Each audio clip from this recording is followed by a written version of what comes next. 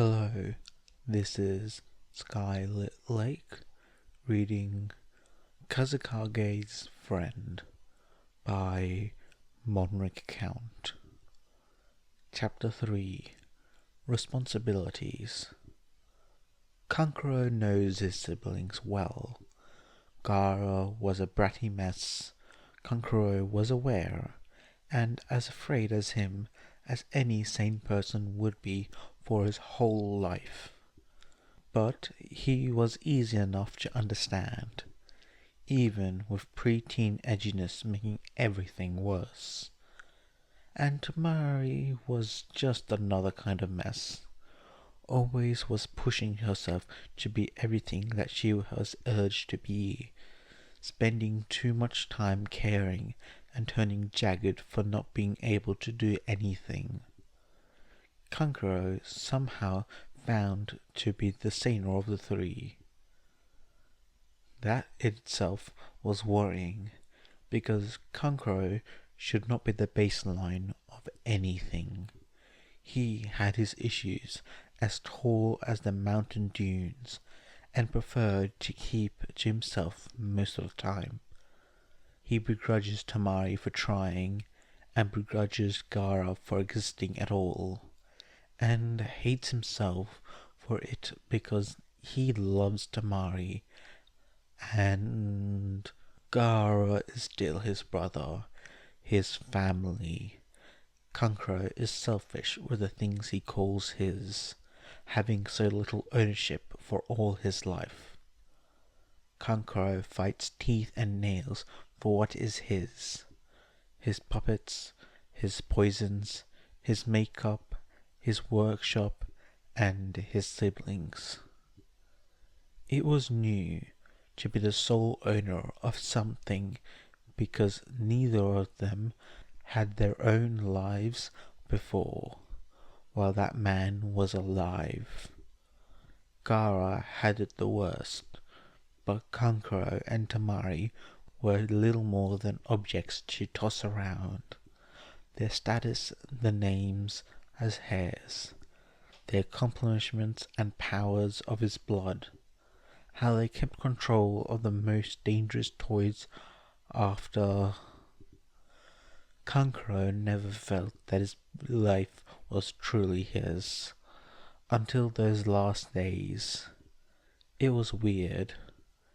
He wanted to peel his face off, and wanted to close himself in his workshop until he became one with his puppets.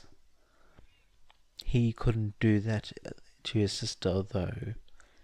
He sits beside her and lets her to do what she needs to, and holds her when it becomes too much. Fix on the edges and frays and builds, fixing things in the background. Kankuro was always good with creating from broken things. The blonde brat has been changing things since Gaara and him fought back in Konoha. Kankuro didn't know what happened, couldn't see it all. He could feel the intense chakra, the hunger for blood, the ground trembling and the grumble growling.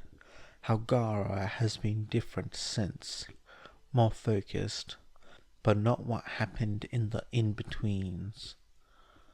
Tamari was hopeful. She always was the kind and worrying one. Kankuro is skeptical, because he's the one who keeps things balanced. Gaara was happy, which was weird, and left Kankuro on edge. Talking with the blonde brat again didn't change his first, second, or third impressions of the child.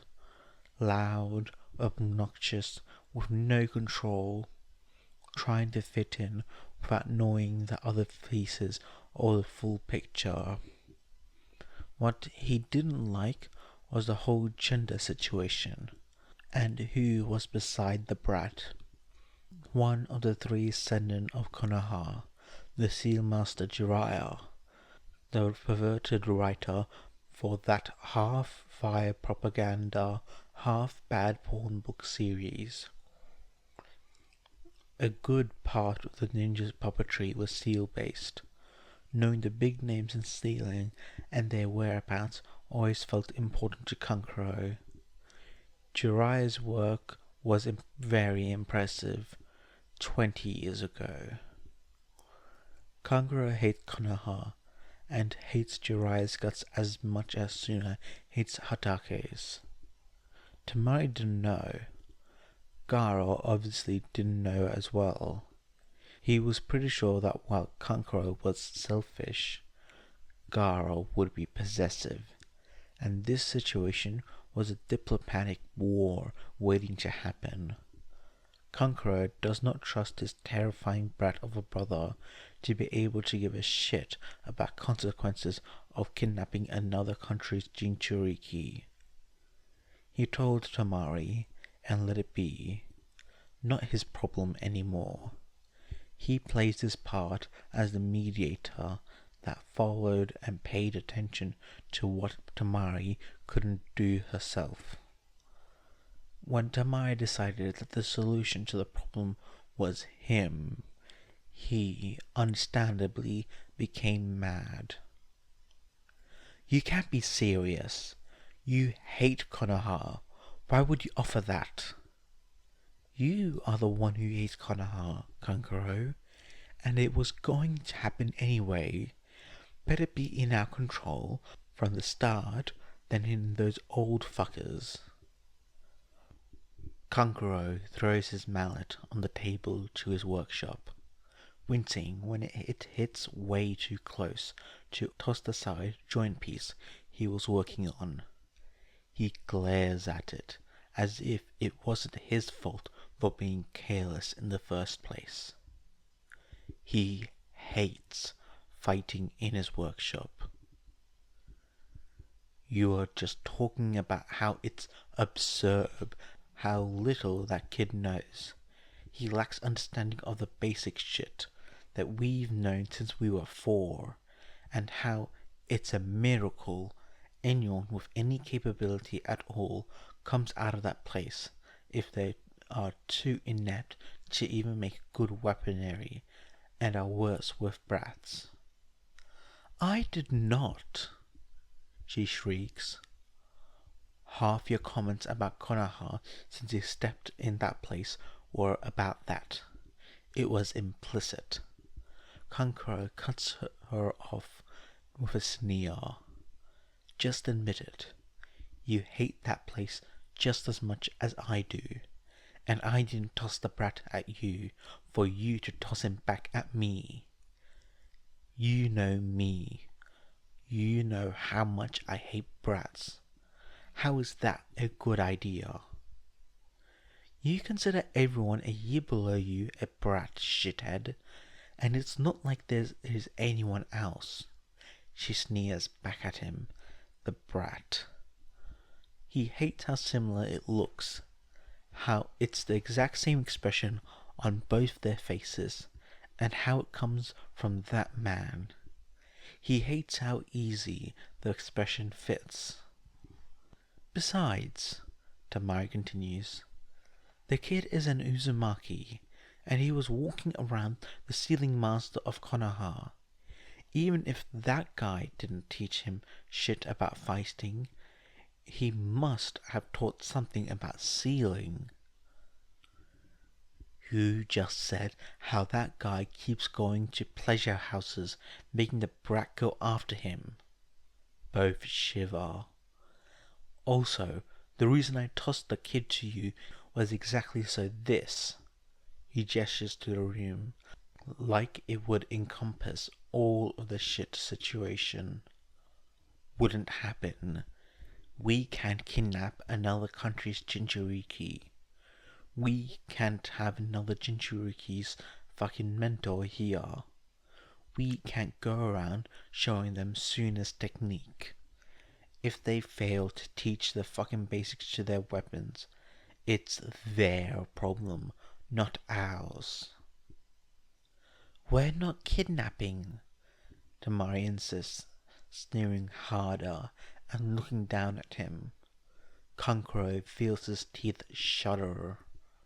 And you're helping. That's the end of it. He glares at her, and she stares back, cold and final. He has no say in the matter. He isn't supposed to have a say in what's happening with his time, or who has access to his surroundings. Tamari is the one who decides things. I hate when you do this, he says, tired. Someone needs to do it, she says, impassive. Kankuro pretends he can't see her hand trembling. She is never able to hold herself 100% when it's just the two of them. That doesn't mean it doesn't fucking suck when she decides things. So what? Are you adopting the brat?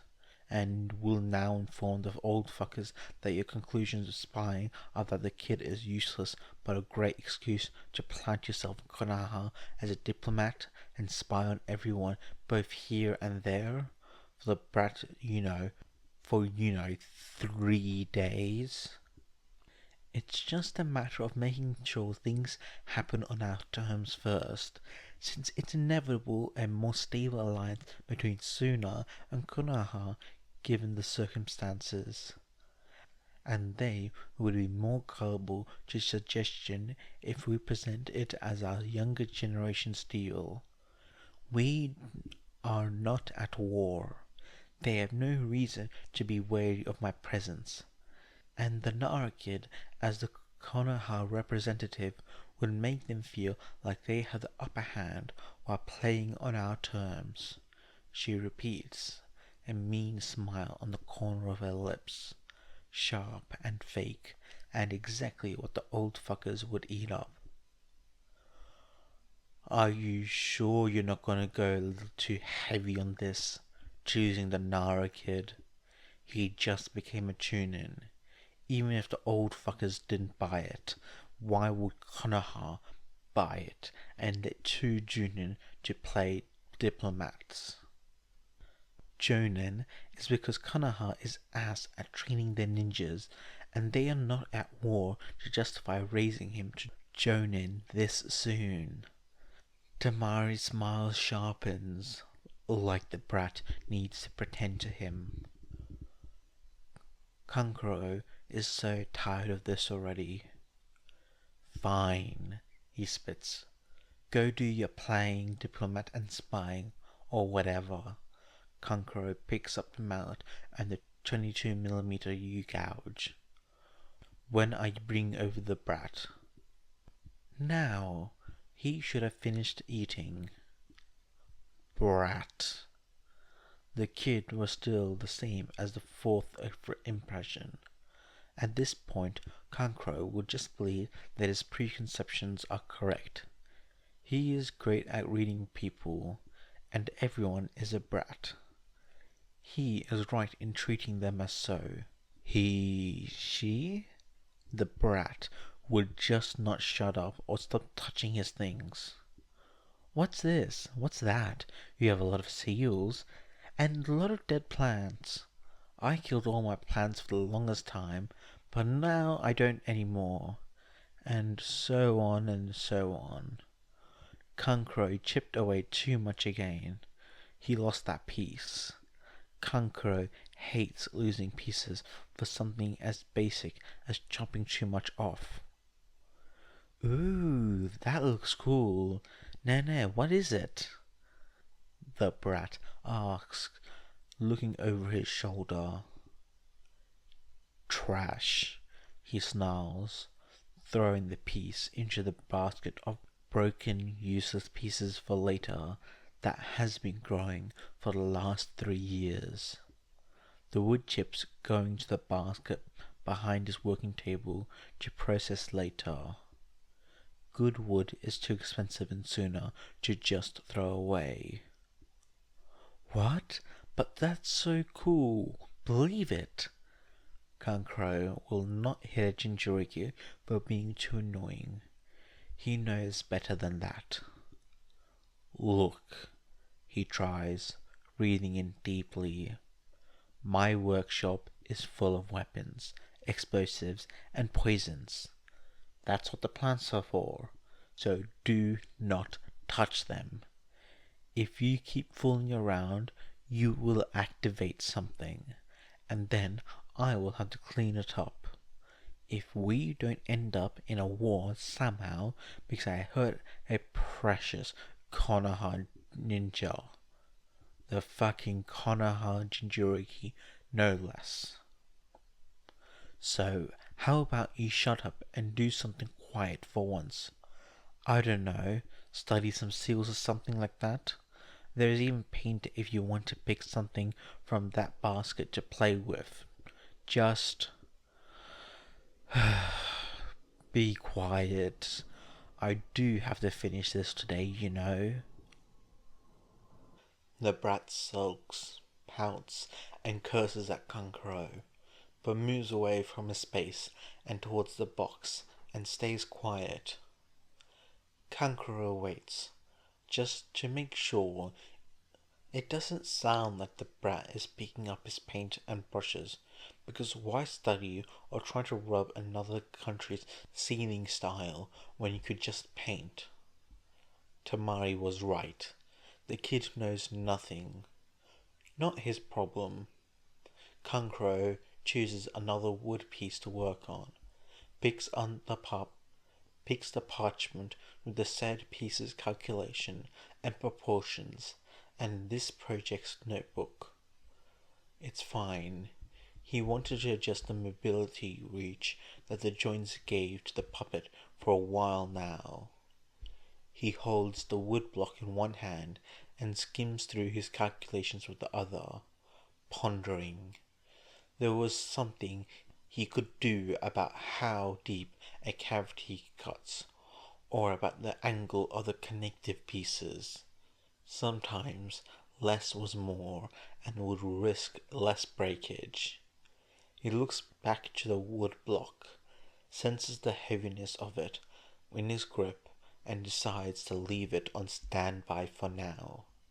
He did need to replan the calculations if he would be changing the angle, do some mock-ups with cheaper wood. He checks over his shoulder on the brat, who is putting his work paint on his face, the special ninja paint that goes on his puppets, the one with harsher chemics for endurance. Shit. What are you doing? Kankuro does not shriek, nor does he jump. He does, however, pull the kid harshly by their arm and down to the emergency chemical shower, turns it on without waiting for the kid's own shrieked yelp. This paint is not supposed to go on skin, even less on your face. Are you stupid? Have you ever seen ninja paint? Kankuro does not lecture. His voice does not fluctuate. It is perfectly mild volume and continuous pitch.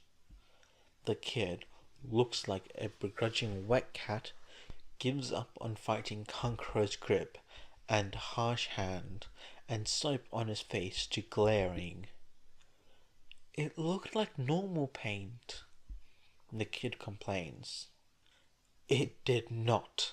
Ninja paint is clearly marked, so things like this, he scrubs harder, do not happen. It wasn't, the brat insists, brattily. It was. It is a symbol, and the tubes is completely black. Kankuro points. He does not glance over to make sure it is in fact marked. He knows his workshop. He knows he keeps his paints properly. The kid sulks and pouts, a blush raising. Or is it a skin reaction? could be a skin reaction before it starts melting away or something like that. Kankuro scrubs harder. What were you even trying to do? There was paint around the brat's eye. Even if not ninja paint, it wasn't makeup to put around the fucking eyes. The kid scowls harder and turns his face away from Kankuro's hands, taking over scrubbing the paint off. Even with a blush/skin reaction, there were clear red marks left behind from where the paint was put before. That was the skin reaction. It kinda looked like... Well, it kinda looked like his own makeup when Kankuro first took to putting on makeup because he couldn't deal with looking at the mirror with how similar his face was with that man. And the paint made it easier, all wonky and directionless. Kankuro will not find the kid almost melting their own face off cute. He will not. And now that he was not panicking and can see the skin healing itself like that paint didn't leave scars on skin even when washed quickly, fucking Jinchuurikis.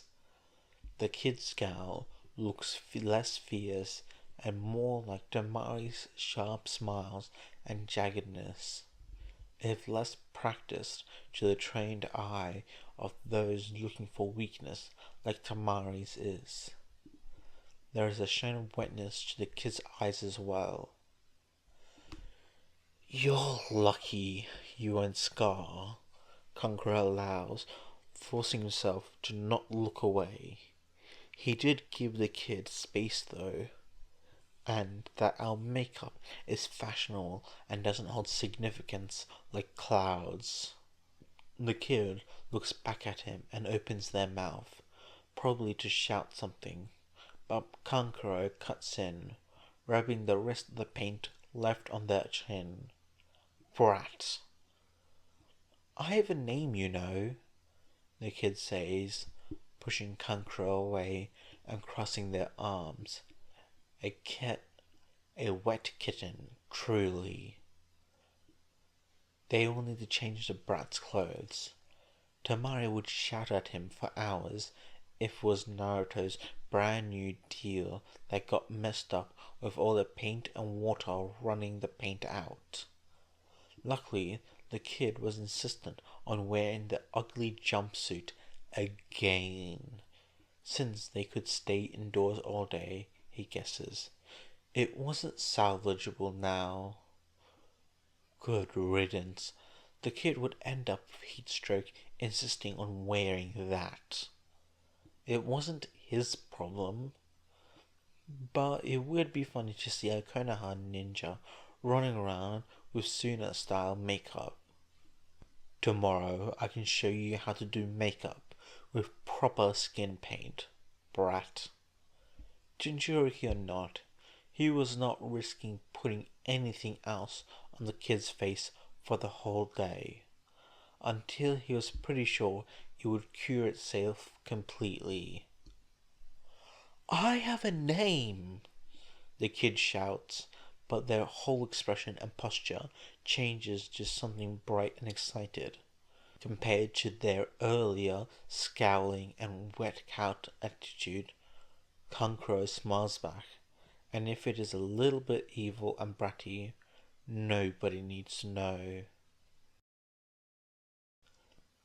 The kid had a sense for symmetry, but an unused hand for handling surmagdani. This is easier with normal brushes and ink, the kid grumbles, poking himself in the eye. Again. It's faster with cajole, Kankuro replies, swiftly finishing his own eye contour, using the spatula next to the rest of his face paint, the purple kohai vibrant as ever. I don't think purple is my color, another grumbled whine. Gaara used the black one. I believe Tamari tried red once and decided she doesn't like makeup. Kankuro will not hit the kid. Oh, I like red. She still has some, right? Can I try the one with the red? The kid shouts, because the brat didn't seem to have any notion of volume.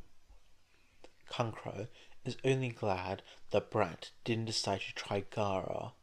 His little monster of a brother had killed someone once for daring to move his things. He hasn't killed anyone since coming back from Konoha, and seemed unlikely to kill the blonde brat. But Kankuro didn't want to risk it. Yeah, sure. Kankuro checks around on the shelves of the bathroom over their heads, trying to remember which flask Tomori had put the paste in before forgetting about it. Probably the fancy one that she hates. He opens it, and yes, there it is. Ooh, it's darker than I thought, but very cool. What shall I do? Whiskers? Whiskers would look good, right? The brat looked at him eagerly. You already have whiskers, and it seems to work for you. Why not? Kankuro already had a routine for his preferred style, so he kept going on that. Some people just do the eyeliner, others make animal-inspired designs or just geometric patterns. The important thing is symmetry of it. I could try making a frog. Oh, but I already started with whiskers. A cat? Ah, that's boring. The kid trails off, his movements coming to a stop. Kankuro glances at him through a mirror they were using. The kid had a faraway look, a little too blank, but also like he was considering something and unsure how to go about it. Just do whatever, Kankuro says to him, continuing his own design, keeping his attention on the kid out of the corner of his eye. Alright, the kid says, something determined in them as they tentatively continue doing the whiskers, keeping quiet and focused. Weird. Something in him kept saying whatever was happening matters. The same part that kept cataloging Temari's tics and Gaara's humor. Fuck Temari, leaving the brat with him for the rest of the week. He didn't want it to make it part of this. He was angry with the brat now. Kankuro changes his mind about the complexity he was first going for, something simpler and sharper. This was not his problem, and he wouldn't make it his problem. He wouldn't. The kid was taking their time on working on the design. Kankuro wanted to get out of this room and wallow on how bad of an idea all of this was in the first place. It would be funny having Konoha Kid running around using Suna designs. Instead, it wasn't, because this was still the Konoha Jinchuuriki. Kankuro knows better than to have a bonding activity with the Konoha Jinchuuriki that two of its siblings taken a liking to. Kankuro is a mediator of these things. Kankuro checks if the two sides are as they should be. Holding a sigh, he puts his head protector on and adjusts it. Nothing to do about it now. Better to keep going and avoid situations like this again. What do you think? Kankuro looks at the kid.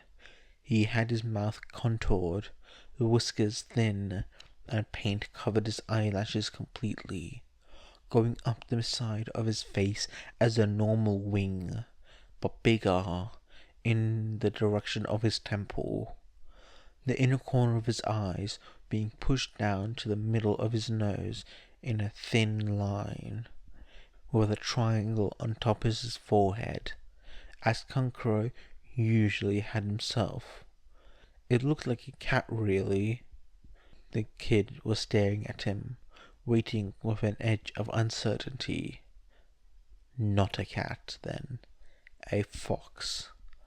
The QB. This should not be Kankura's problem.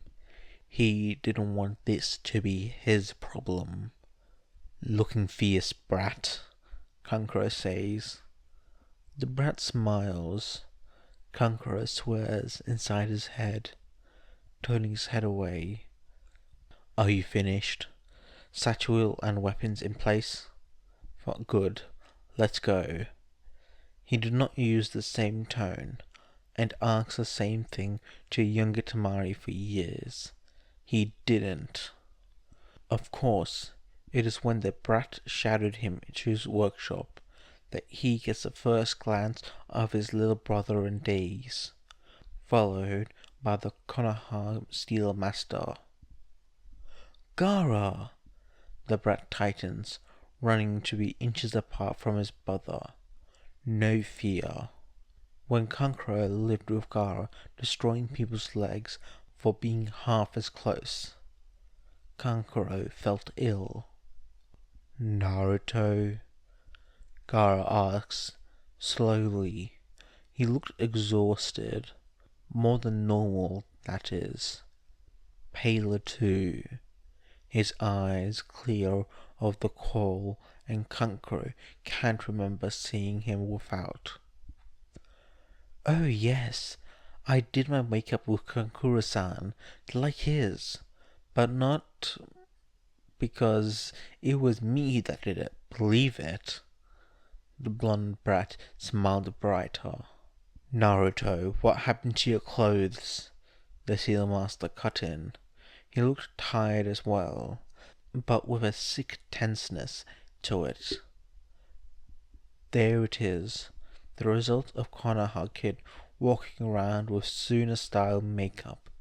The exact reaction he was hoping for. The exact reaction he was aware of the consequences of.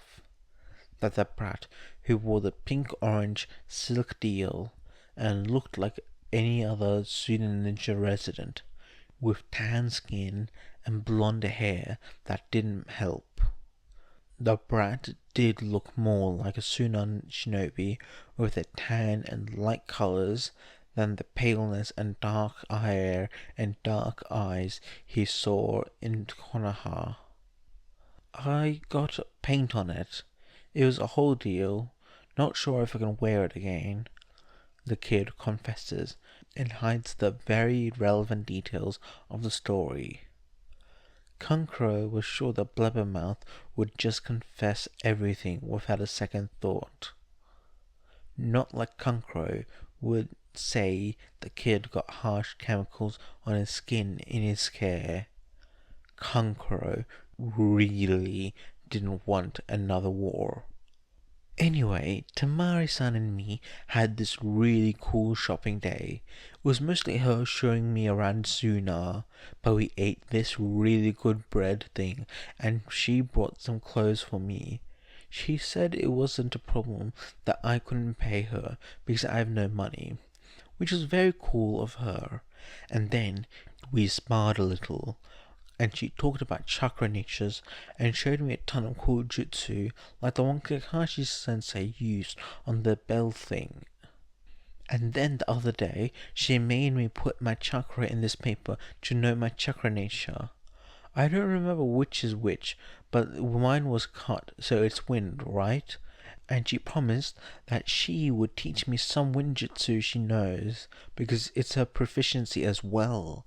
And she did, but she had to go to do some stuff about diplomacy, so she couldn't actually finish my training. But showed me on how to keep practicing, and that when she could, she would pick back up the training, which is cool. The kid took a deep breath and shined. The fucking brat of a sister. She didn't tell him she was training Naruto already. Not kidnap his ass. He will turn her into one of his puppets the next time he sees her. The Seal Master looked sick. Gaara looked dizzy, but was smiling faintly at the blonde brat. "I'm glad you and my siblings are getting along well, Naruto-kun," he says softly, and it was weird. There was little love between Kankuro and Gaara, between Gaara and any of his siblings. Kankuro was pretty sure Gaara hated them both. Doesn't matter how much Temari tried. This softness by itself was weird, and Kankuro wanted to say it was only because of being directed to the blonde brat that he knew his siblings, and this softness was also tentatively directed at Kankuro. It would be a good "you didn't break my things" thing that Gaara sometimes got, but there was no edge or threat to it. Kankuro's unease rises again, and his skin prickles, and he wants to hide away until he becomes a puppet. Kankuro pushes it back down. This was important. Temari wasn't here, and she would need to know about this later. It was his job to pay attention. "Naruto, I'm sorry for leaving you alone, but it was more urgent and time-consuming than I thought. We're taking a break for now, but should be able to finish it in a day or two," the Seal Master says. "I'm afraid I've received an urgent message about Konoha as well. We'll have to leave as soon as this finishes. I'm sorry you won't have time to spend with your friends."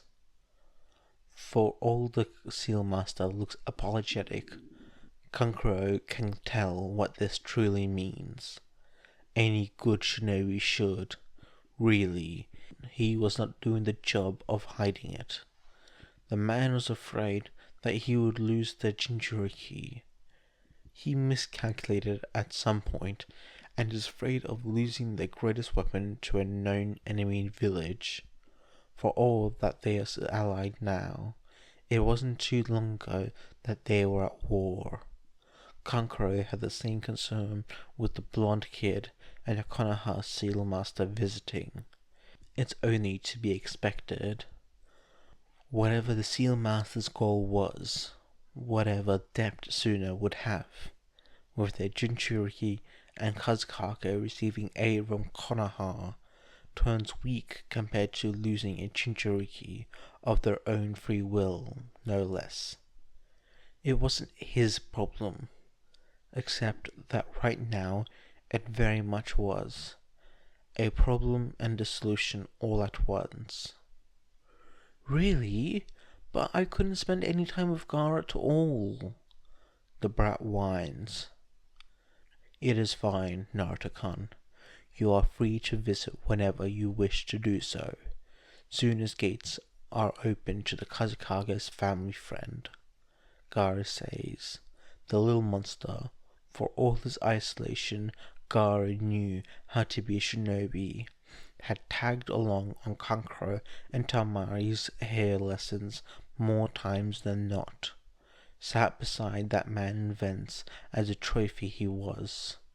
The Kazekage's family friend, not exclusively Gaara's friend, not as Konoha's ambassador, not even as a ninja, but as Kazekage's family friend, the brat only.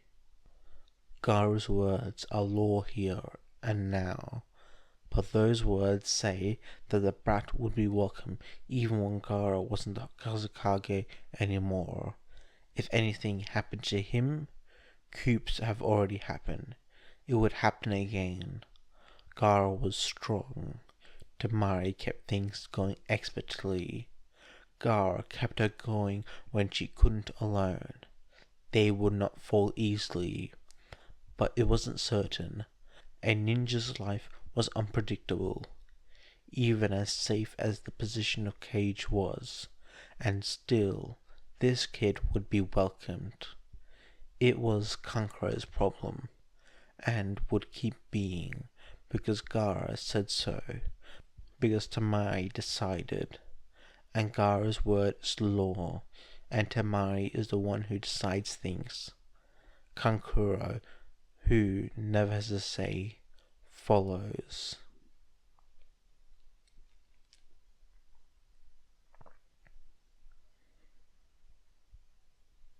Hey fishies, how do you enjoy the video? This is a lovely chapter by Monric account.